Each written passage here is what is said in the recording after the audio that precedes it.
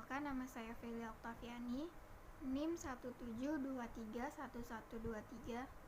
Di sini saya akan menjelaskan tentang proposal penelitian saya yang berjudul Pengaruh Model Pembelajaran Inquiry Terstruktur Berbantuan LKPD terhadap keterampilan proses sains siswa SMP materi Sistem Pencernaan Manusia.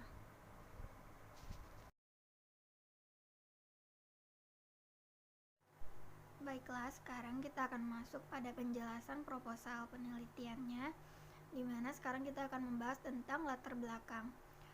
Yang pertama itu tentang Undang-Undang Nomor 20 Tahun 2003 yang berbunyi, pendidikan adalah usaha sadar dan terencana untuk mewujudkan suasana belajar dan proses pembelajaran agar siswa secara aktif mengembangkan potensi diri untuk dapat memiliki kekuatan spiritual keagamaan, pengendalian diri, kepribadian, kecerdasan, akhlak mulia, serta keterampilan yang diperlukan dirinya, masyarakat, bangsa, dan negara. Pada abad sekarang ini, yaitu pada pendidikan abad ke-21, kurikulum juga sudah berganti, yaitu pada kurikulum 2013 setelah sebelumnya itu memakai kurikulum KTSP 2 atau kurikulum 2006. Kurikulum sekarang ini telah banyak perubahan, khususnya pada media pembelajaran, pada model pembelajaran, banyak mengalami perubahan. Lalu pada proses belajar mengajar, IPA pada SMP, juga penerapan pembelajaran kurikulum 2013 ini juga menggunakan model pembelajaran yang berbeda-beda atau yang cocok untuk kurikulum 2013, di mana kurikulum 2013 ini menuntut peran aktif siswa, yaitu student center.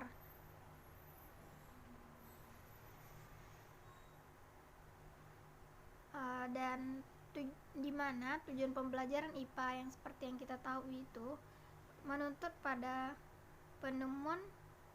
proses penemuan yang berkaitan dengan cara mencari tahu tentang alam secara sistematis, dan juga terdapat kumpulan pengetahuan yang berupa fakta-fakta, konsep-konsep, dan juga prinsip-prinsip. Sebelumnya, pada pembelajaran IPA itu masih banyak yang menggunakan metode ceramah, dan akibatnya siswa kurang aktif selama proses pembelajaran. Lalu pada saat sekarang ini kita dapat menggunakan salah satu bahan ajar yaitu LKPD, di mana LKPD ini bisa memberikan siswa dapat belajar mandiri, dan juga pada LKPD ini dilakukan penerapan model pembelajaran inquiry terstruktur, di mana pada pembelajaran ini lebih memfokuskan pada keterampilan proses sains siswa.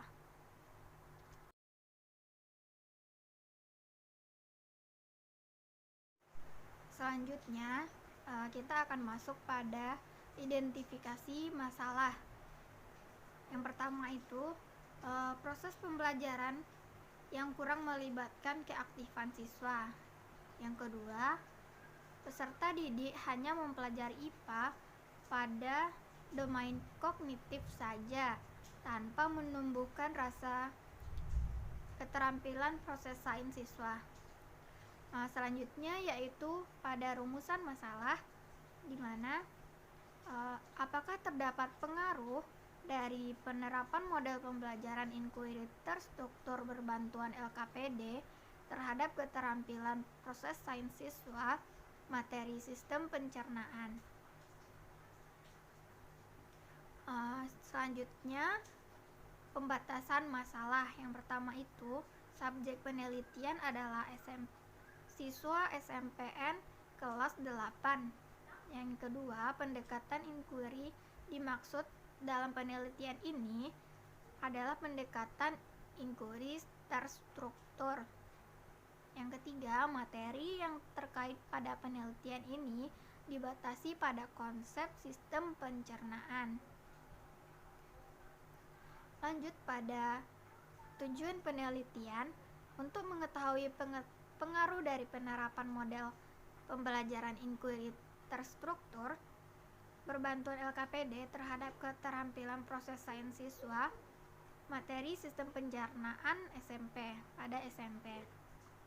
Sedangkan manfaat penelitiannya, yang pertama, bagi peneliti, yaitu peneliti dapat bertambahnya wawasan tentang pendekatan pembelajaran inquiry terstruktur.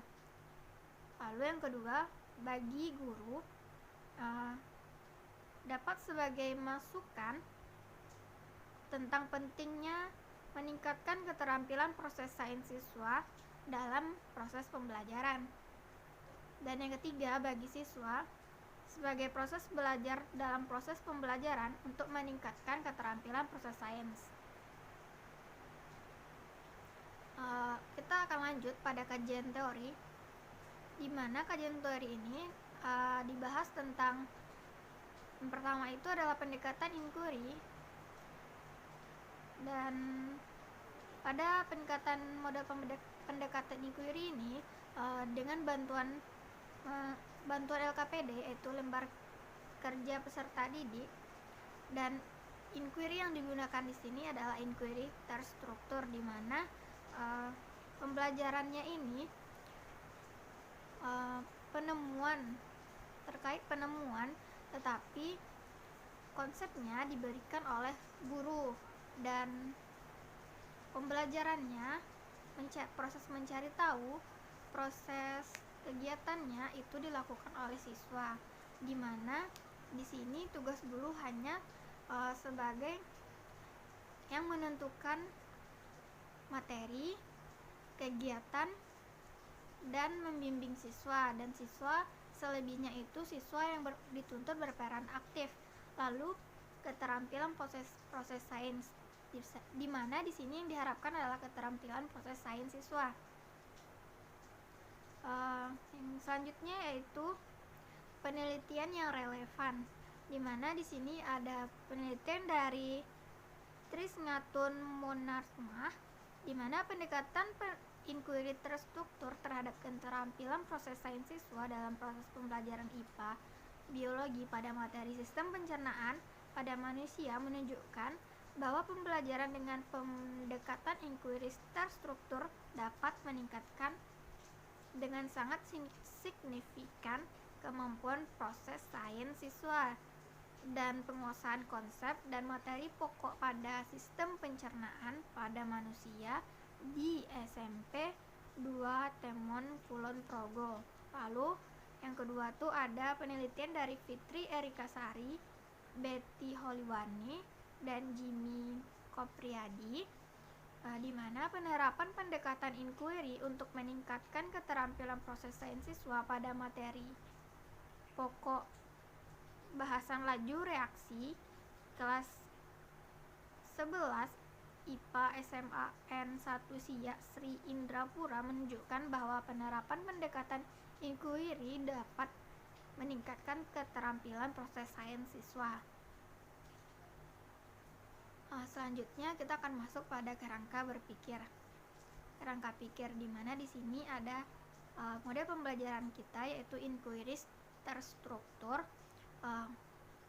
pada pembelajaran IPA, di mana ada dua kelas. Yang pertama, kelas eksperimen atau digunakan model pembelajaran inquiry terstruktur, dan kelas yang kedua yaitu kelas kontrol, di mana mereka belajar secara biasa atau konvensional. Di sini kita akan melihat bagaimana keterampilan proses sains dari kedua kelas tersebut. Lanjut pada hipotesis penelitian. Di sini terdapat pengaruh pendekatan inquiry dari penggunaan model pembelajaran inquiry terstruktur perbantuan LKPD terhadap keterampilan proses sains siswa materi sistem pencernaan.